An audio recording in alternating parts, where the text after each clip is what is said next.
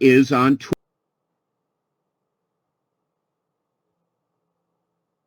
Guest in the first half hour today is Sarah Jones, editor-in-chief of Politicus USA. Then in the second half hour on our provocative progressive political panel, our guests are Montgomery County, Maryland Councilman Will Giwando and progressive activist Mark Grimaldi. Please raise your right hand and repeat after me.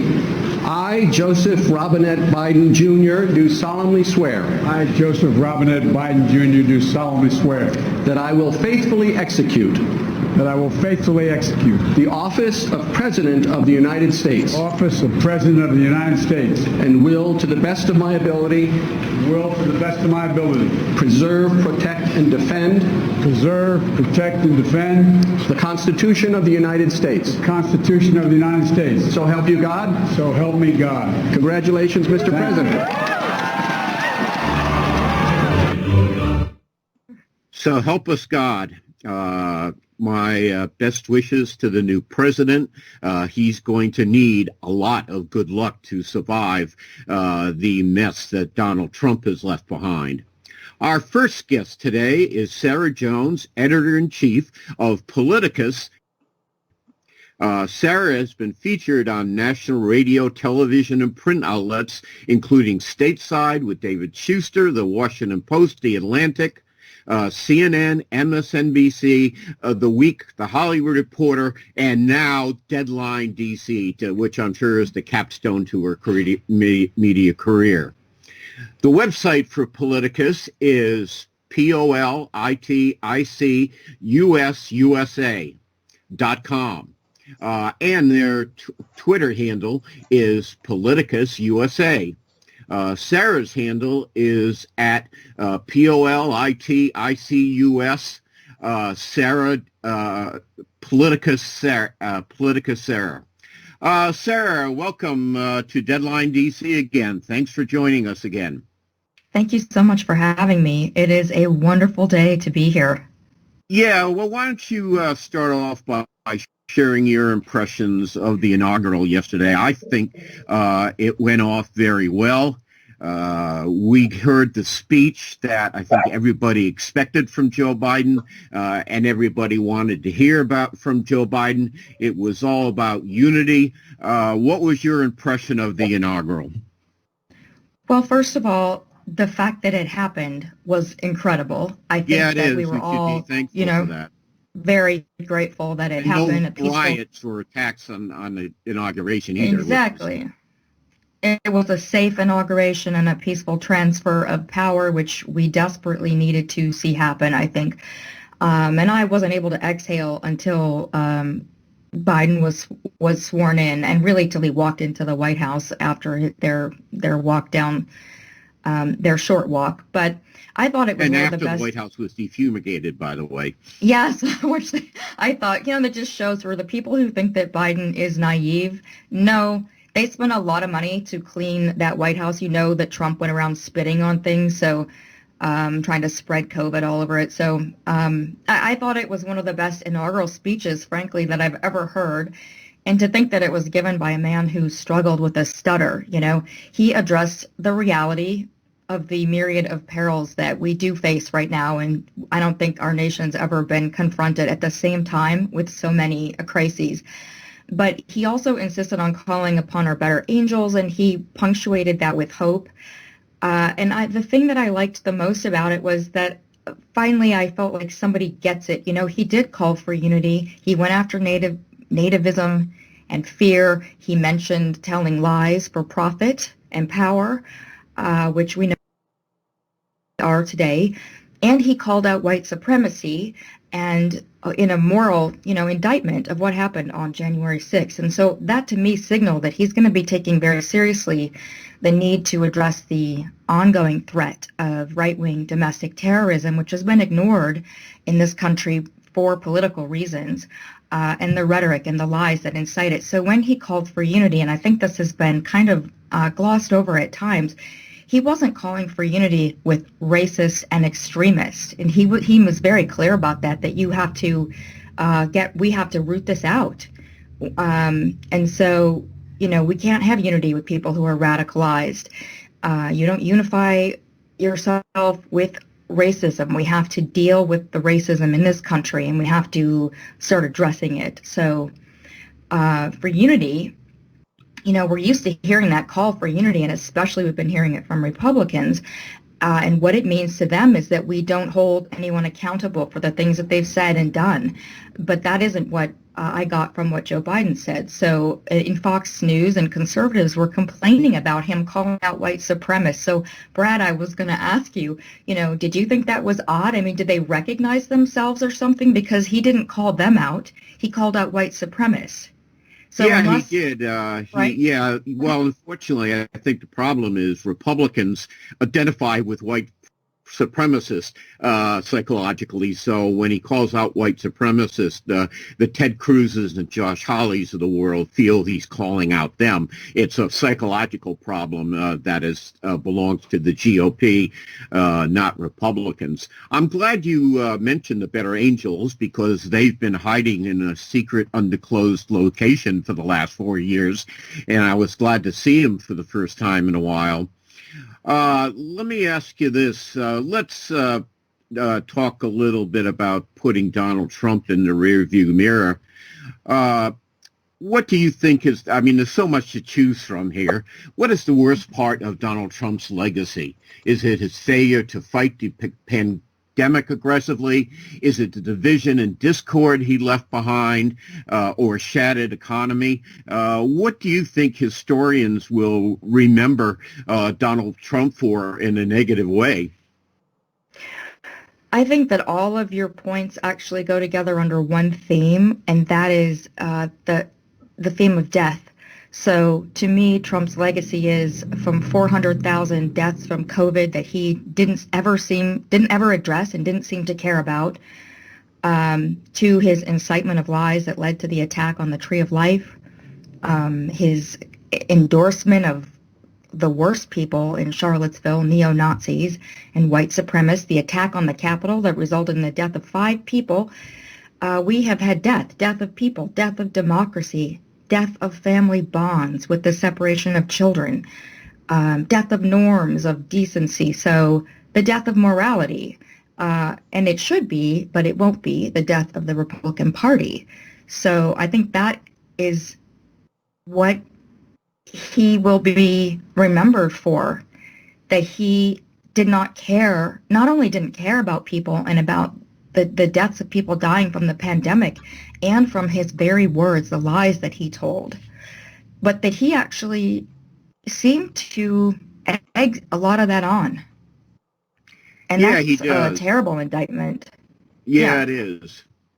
Well, speaking of indictments, we have just before the President Trump left the scene, thank God at last, 4 years too long, the House voted to impeach the president for a second time.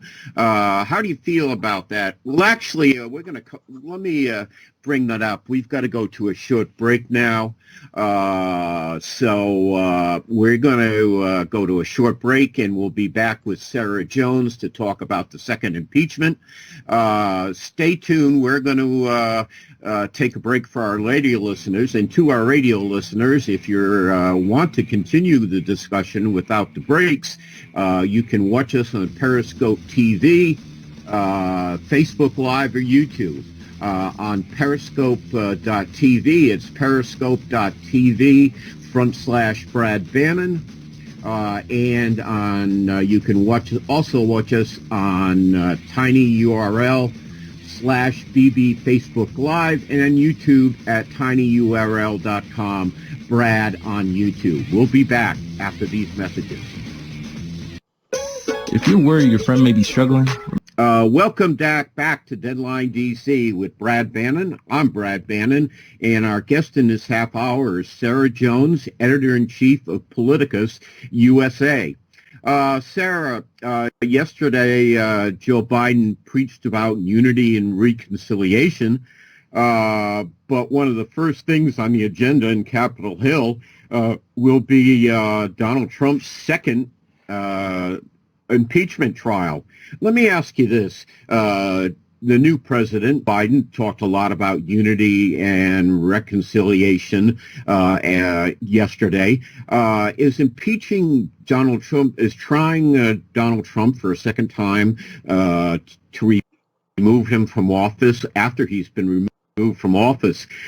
Is that keeping with the Joe Biden's attempt to preach unity and reconciliation?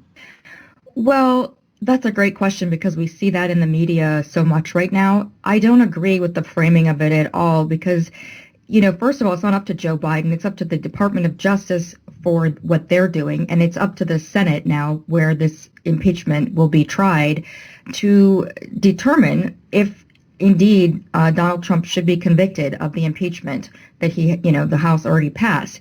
And I think Democrats have to pursue justice and not retribution, but justice.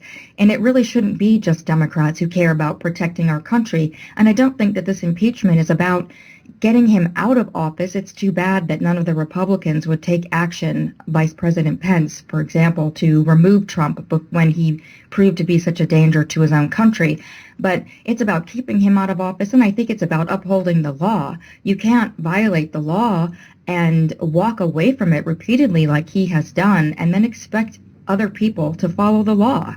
It just doesn't work like that. But I think it's important to distinguish accountability from political retaliation for criticism, which is what Trump was doing. There has to be accountability for people who incited a violent insurrection against their own country, including government officials. And really, more than anyone else, they should be the ones held accountable. So. Okay. Also on the subject of reconciliation, you have the problem of dealing with some Republican members of Congress. It seems to me you had a couple of members of the House Republican caucus and maybe Ted Cruz and Josh Hawley who gave, tacit support for the invasion of the Capitol. What do you think should be done with them? I think that, again, I will just go back to the law. And, it's not about retaliation, but it's about law. If what Josh Hawley and Ted Cruz did, and they did give cover to the 100 estimated about 100 Republican House members who didn't uphold what their voters and constituents voted for, then they need to be, lose their positions. They need to be kicked out of Congress, whatever is the appropriate, because they've each done something slightly different. We're going to take a short break here. Our guest is Sarah Jones. We'll be right back in a few seconds. Deadline, Brad Bannon. I'm pinch-hitting for Leslie today. She'll be back tomorrow, and I'll be back in my regular slot on Monday at 3 p.m. Eastern Time. Our guest is Sarah Jones, editor-in-chief of Politicus USA. Sarah, let's try this. Yesterday, instead of spending his day in the office tweeting and watching Fox News, the new president, Joe Biden, signed a dozen or so executive orders. There were a bunch of them. Which of the executive orders did that Biden signed yesterday do you think is most profound and most important? He signed almost 17, I think, yesterday. They were coming into my inbox late at night, and I first of all couldn't get over that once again we have these well-written, considered and thoughtful words coming out of the White House, which we have not had for 4 years. I think it's important that he signed the orders that are going to utilize, to help COVID, to utilize the Defense Production Act, because now that we know that Trump didn't even have any kind of distribution plan, Biden has signed orders. He's going to rapidly increase the production and stockpiling of the vaccine, get PPE out. The vaccinations are going to be accelerated, and he's going to address the disproportionate impact on communities of color. So that is number one, because of course people are dying of COVID every day. And The other things, though, he got us back into the World Health Organization, the federal mask mandate on, the grounds that he can have power over as a president, his racial equity executive order, and then he signed an executive order that protects LGBTQ rights in a way wide-ranging that we have not seen. Then reversing the Muslim ban. It just goes on and on. It was stunning. I mean, every single executive order that came in, I would start to cry on some of these. And he took away the permit for the Keystone Pipeline. All of these things that were done without consideration or with bad consideration, with perhaps bad motives. He stopped all that on day one. His people came in there prepared and ready to go. I loved that he, with his executive order on the environment, made people on certain sections have to be stakeholders who would have to be heard.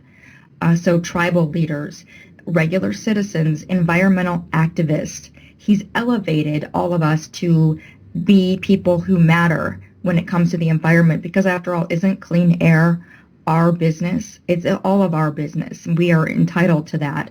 And it just was incredibly moving to see that finally happen. So I really can't pick out one thing. Okay. What reassured me and we heard a bit of it in the clip at the news show at the top of the hour, is Dr. Anthony Fauci made a reappearance yesterday to announce officially that Joe Biden had signed an executive order to rejoin the World Health Organization. And just seeing Dr. Fauci after he's been stashed in oblivion by the Trump administration for the last few months, I found, and I'm sure many Americans found, incredibly reassuring and made me feel better. Let's try this. One of the things that I thought was nice, and it was probably nothing more than a gesture, but it pleased me anyway, was yesterday there was a short ceremony with President Biden and the House and Senate leaders, Nancy Pelosi and Mitch McConnell, who's actually yesterday was his last day on the job as majority leader, thankfully. But he presented Joe Biden with the flag that was hanging over the Senate when he was inaugurated, and said some, very nice things about how proud he was to have a former United States Senator occupy the White House. And I don't know, I found that very reassuring, but then I thought more about it and I said, how long is this honeymoon going to last? We're all feeling great today. There's a lot of euphoria, new president, but how long is this going to last? Is it going to last months, weeks, hours, minutes, or is it already over? I think frankly, McConnell can say whatever he wants. It's always about what he does, right? And he's never done anything to show me that he is interested in working with Democrats, and not even just not working, but not obstructing in order to regain power for false reasons. And so I think he showed his hand when they were trying to resolve the power sharing agreement, and he wanted to hold on to the filibuster, protect it, which and not so that Democrats can't use the nuclear option, which Republicans just used, to get Neil Gorsuch in. So I don't think he's genuine. I mean, those are nice words, but he's always been good at nice words. Words don't mean anything if you don't put any action behind it. And I think that Joe Biden must be very aware of Mitch McConnell's ability to spin a good tale in public. He's a good PR person, not such a great senator. No, he isn't, sadly. One question before we let you go. There were, I think, 5 or 6 Republican senators who tried to challenge the Electoral College certification vote last week, and I think there were 104 42 members of the GOP House Caucus. There's some talk about expelling them under the 14th Amendment, which bars members from Congress who advocated sedition or treason. How do you feel about that? Well, I actually think that should be upheld. I don't think it will be. And that, again, probably goes back to the greatest weakness in our democracy is our inability to stand up to these folks, because this has been going on for a long time, what led up to the insurrection on January 6th. And what we have is just a failure to hold people accountable and a desire to rug sweep that doesn't in personal lives, and it doesn't work in government either, because eventually what you've done is give people a green light to violate the law in this case. Now, I don't think that I'm not blaming Democrats for this. I actually blame more the media for it, for the way that they will frame all of this as how we open the show, like how you open this show, but with the discussion of unity and what that means. Because when you don't look at the definition of that and what does it mean to be unified, where are the Republicans working for unity? Why does no one ask them, what are you doing for unity? Are you going to at least confirm Joe Biden's top security people that we need? That didn't happen until the first one last night after Chuck Schumer became, the majority leader. And it took like 2 minutes and they were done. But Republicans haven't done any of that. Sarah did it. No. Sarah, thanks for joining us today. It's always a pleasure to have you on. Our guest in this half hour was Sarah Jones, editor-in-chief of Politicus USA. If you